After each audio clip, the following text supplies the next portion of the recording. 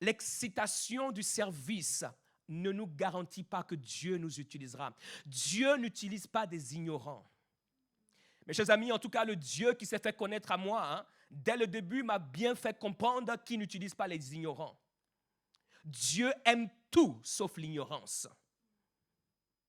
Ceux qui sont ignorants deviennent inutiles entre ses mains.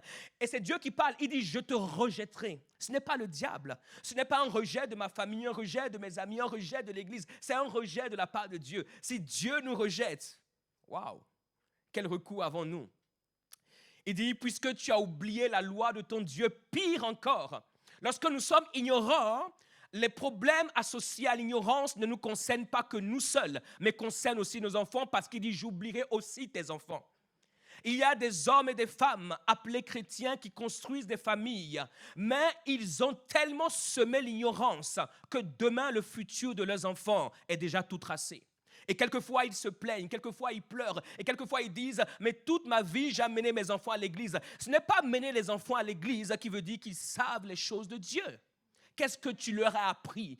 En quoi tu as investi dans leur vie par rapport à ce Dieu-là?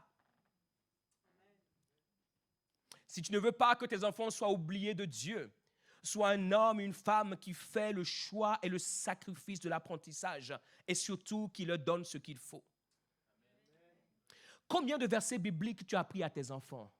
Non, avant de parler de tes enfants, parle de toi-même déjà. J'aimerais vous dire quelque chose de manière claire et précise. Mes chers amis, c'est impossible que tu aies 5 ans, 10 ans, 15 ans, 20 ans, 30 ans de vie chrétienne et tu ne connais que 5 versets de la Bible. C'est un problème et c'est un problème fondamental. C'est un grave problème.